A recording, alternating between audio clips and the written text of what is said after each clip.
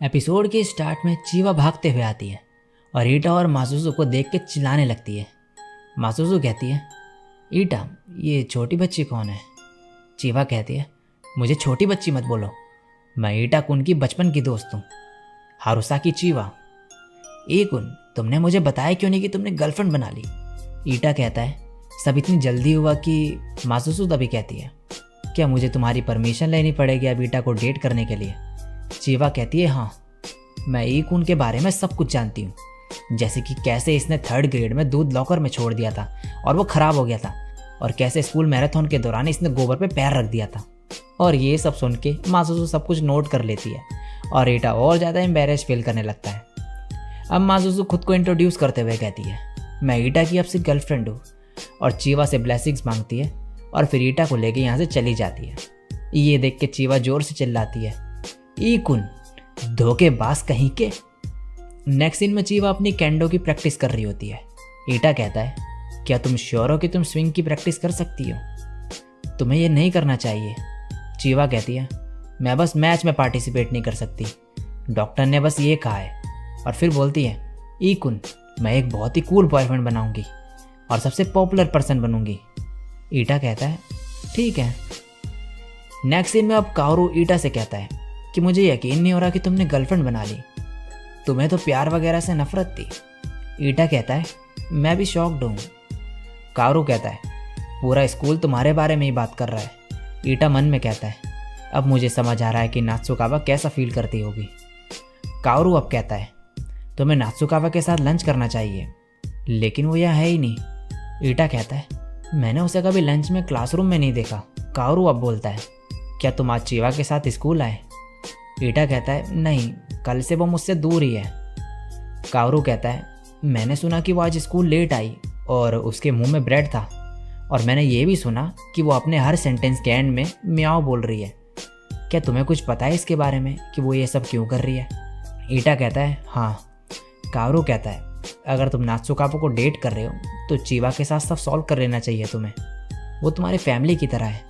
अब next scene में ईटा घर जाते वक्त मासुसु से कहता है कि क्या वो चीवा को बता सकता है कि हमारा रिलेशन बस एक नाटक है, लेकिन मासुसु उसे मना कर देती है किसी को भी बताने के लिए और कहती है, ये सिर्फ हमारा सीक्रेट है। ईटा फिर इससे माफ़ी मांगता है। मासुसु कहती है, हारुसाकी ऐसे बिहेव कर रही है क्योंकि उसे सबसे पॉपुलर पर्सन बनना है, सही कहा ना? ईटा कहता है, हाँ। मासुसु बोलती है, क्या वो किसी को पसंद करती है? ईटा कहता है, नहीं नहीं। मासुसु फिर बोलती है, क्या तुम श्योर हो? कल हारुसाकी को मेरे पास ले आना है स्कूल के बाद। अगले दिन स्कूल के बाद ईटा चीवा को लेके मासुसु के पास लाता है।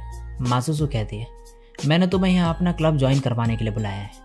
अब चीवा और ईटा यहाँ बैठ जाते हैं। मासुसु कहती है, तुम लड़कों के बीच पॉपुलर होना चाहती हो ना? चीवा कहती है, तुम्हें इससे क्या, म्याओ। मासुसु कहती है, मैं अपनी तारीफ तो नहीं करना चाहती, लेकिन मैं पॉपुलर हूँ, बहुत ज़्यादा पॉपुलर, इतनी पॉपुलर कि मेरे लिए ये सरदर्दी बन चुकी है। लेकिन मैं हमेशा से पॉपुलर नहीं थी, मुझे बहुत एफर्ट्स लगे, लेकिन मैं ये कहूँगी कि इस चीज़ ने मेरी बहुत हेल्प करी। मेरी पॉपुलैरिटी का क्रेडिट इस नोटबुक को जाता है। ईटा अपनी नोटबुक देख के मासुसु की तरफ जाता है, लेकिन चीवा इसे पीछे फेंक देती है और कहती है, क्या तुम सच बोल रही हो? मासुसु कहती है, इसमें मेरे फर्स्ट लव की सभी यादें हैं जो उसने छोड़ी हैं, इसमें काफ़ी इन्फॉर्मेटिव चीज़ें हैं। हमारा क्लब रिसर्च और एक्सपेरिमेंट कंडक्ट करता है कि कैसे कोई पॉपुलर बन सकता है। चीवा कहती है, तुम्हारे फर्स्ट लव के साथ क्या हुआ? मासुसु बोलने लगती है, इस मार्च को वो स्टोर गया और वापस ही नहीं आया।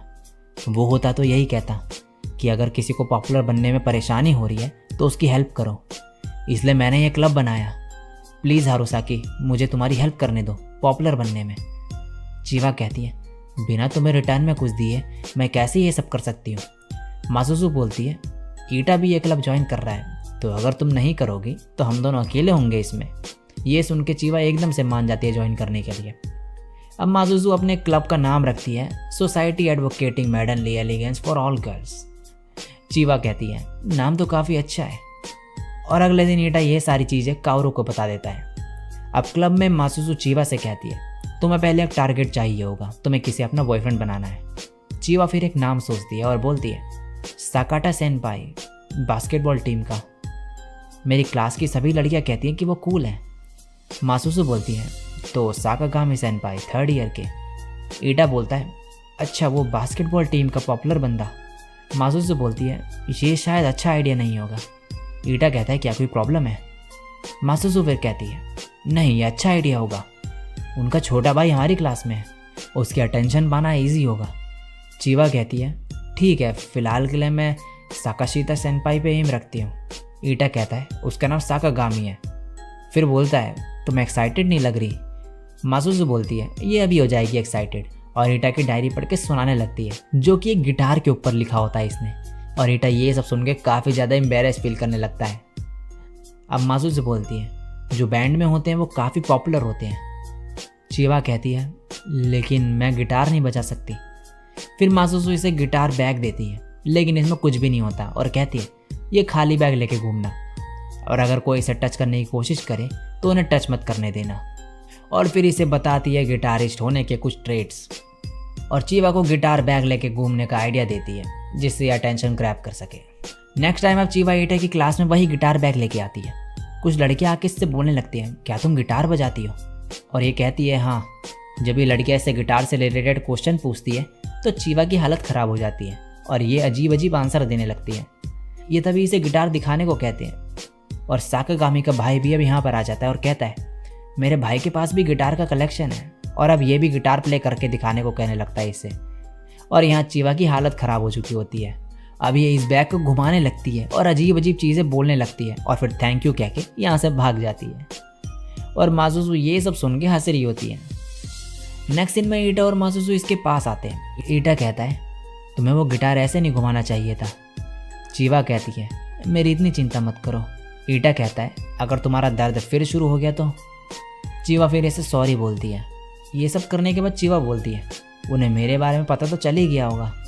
माजुसु कहती है अगर तुम यही चाहती थी देन हाँ।